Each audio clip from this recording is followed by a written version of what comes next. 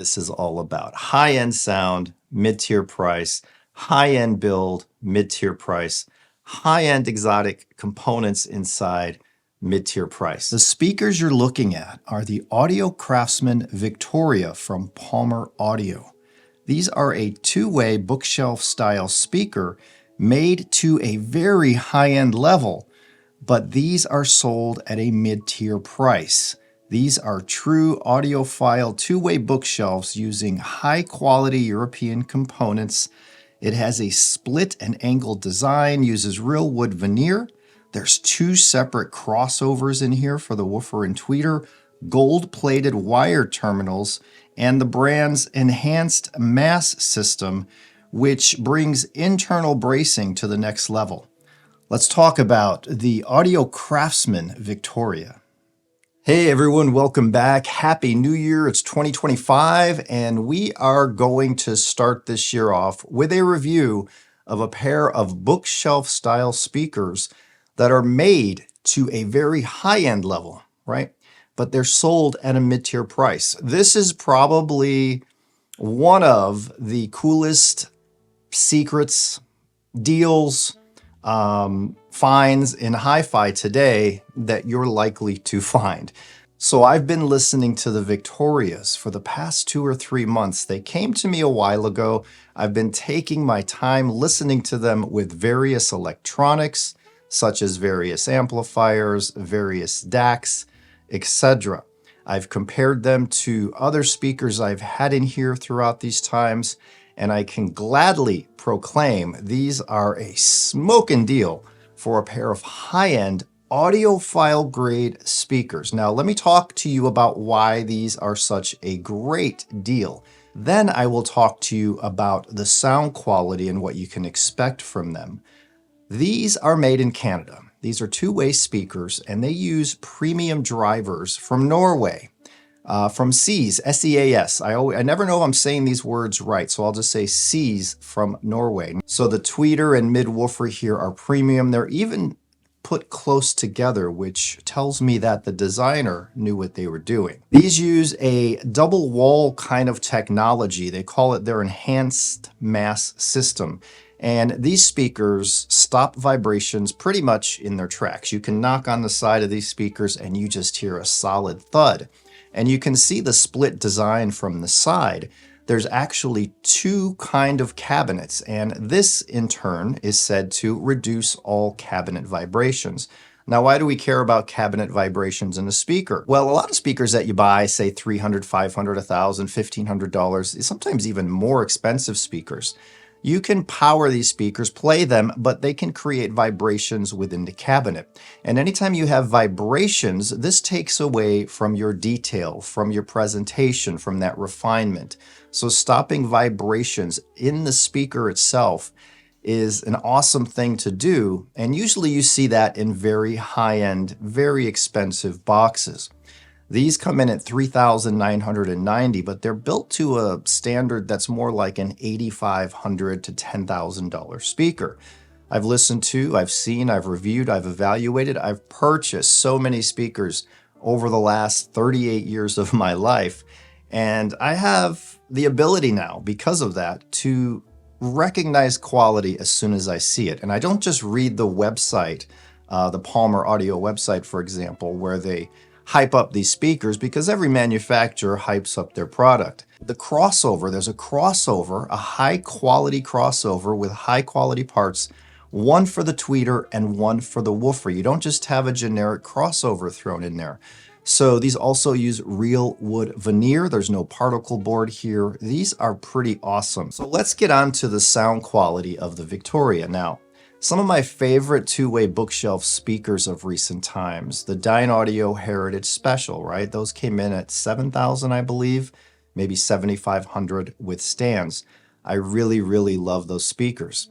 I have memories ingrained in my brain of decades past with some Sonus Faber Guarneris. I owned 1, 2, 3, and 4, all 4 versions of that speaker. I love two-way designs, and one of the main reasons I love two-way designs is because they have a greater ability to disappear in the room. When we set up a system for critical listening, we set those speakers up in the room, right, away from the walls. We angle them in towards our head sometimes we don't. We sit in that spot that is designed to allow us to hear all of the details, all of the instruments, almost as if the artist is playing in the room with you, right? These speakers, the Victorias, have a way of imaging that is eerie, that is really, really nice. Every instrument is in its exact place in the soundstage. I got busted boys, ain't that sad? The treble of these, I thought they were going to be kind of bright, but they are the opposite of that. Not really. They're not warm, but the treble here is soft but extended. It's not sharp or jagged. It's very smooth, but yet these details, just like with high-end speakers, have a way of floating out. I would say the treble here, I actually prefer it to that of the Dynaudio Heritage Special, and those were $7,000 speakers. Skies of blue, clouds of white. The mid-range of the Victorias is very clean, very clear, but also a little bit rounded, a little bit smooth. So you're not hearing jaggedy voices, you're hearing realistic voices.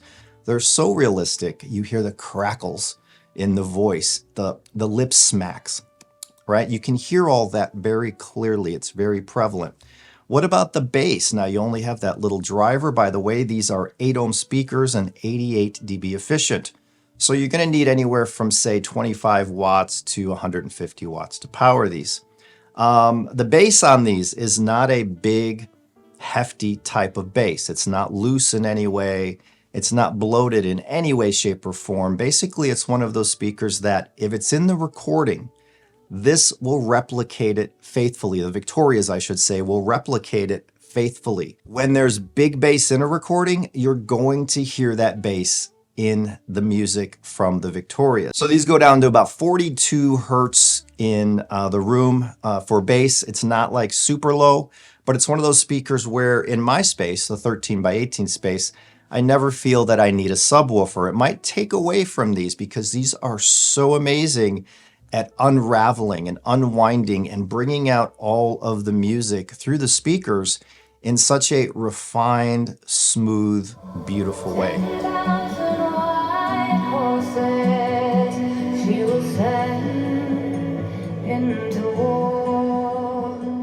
Now, can these rock? Can you turn these up?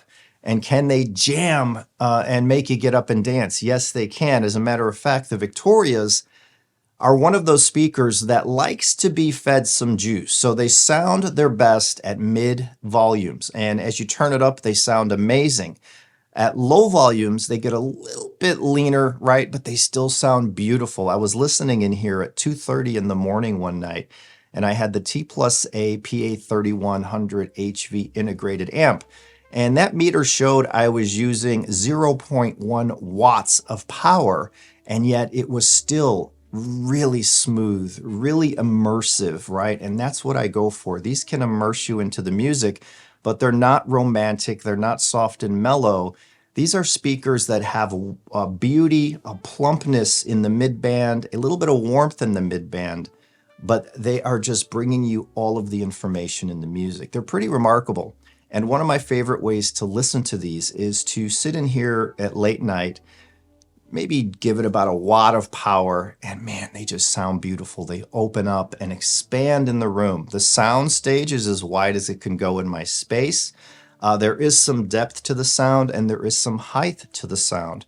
I was running these on Dynaudio Stand 6 speaker stands. Now, Pahmer Audio Craftsmen make a set of really nice looking stands for the Victoria. They're all wood and they look pretty artistic. I did not get sent the stands, but if I were to buy these, I would probably buy those stands. They're a perfect match for the speakers. Now, before I continue on, I want to let you guys know I did write a written review for these that's fairly involved and fairly long. It took me about 3 weeks. I would come in here and listen, and as I would listen to them, I'd write a little bit more.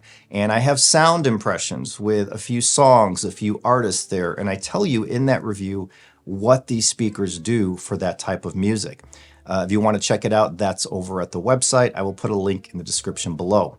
Now, do these speakers excel with only certain kinds of music, or can they play all kinds of music and sound good? Now, I've played these with EDM. I've played these with old jazz standards, vocals, instrumentals, acoustic. I have some ambient style stuff that is just so immersive. Carbon-based life forms, I've been getting into their music a bit. Very immersive stuff. I was listening to all genres with these speakers, bluegrass, classical, and they sounded phenomenal with all of them. But they really, really do a special thing with like that carbon-based life forms, that electronic type of music sounds really good through these. Acoustic, live acoustic sounds haunting through these.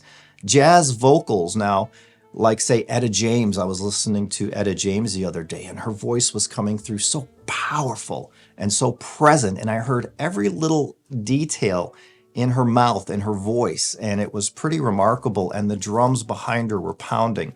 So these can put out some big, big sound, and they just sound remarkable for their size. Now, what about powering them? I tried powering these with a few integrated amps, and there was one solution that really blew me away that wasn't in the stratospheric price. The brand new HiFi Rose RD160 streamer and DAC. I want to thank John at Lone Crow Audio for sending it out to me. I'll be reviewing this one really soon, but that also has a preamp built in. That is a really refined, smooth sounding DAC. And when I paired that with the pair of Singzer monoblocks that I reviewed recently. Now these are Class AB, I think they're 90 watt per channel monoblocks. They come in at $1,400. They are refined, they sound awesome. That RD160 powering those amps right into the Victorias was amazing. No, it didn't sound as good as the reference, the T+A and the Nagra stuff, but man, you don't have to spend a fortune to power these. Those amps at $1,400 and that RD160, if you just want a digital front end, that is what I would go for. They sounded punchy, big, beefy, and that DAC has a little bit more power and energy to it. So these things were really kicking and sounding glorious in the room with that setup. I also powered them with the T+A PA3100 HV integrated amp I've had here for the last 2-3 months. This is a top 5 in the world integrated amp. It's going to cost some money, but there are some very unique things about this integrated. Now, when I powered these speakers with the T+A, as well as the Nagra HD DAC X, which is my ultimate dream DAC, I have it here now, the sound was otherworldly. It's almost as if this system was trying to create the atmosphere of the studio, of the venue.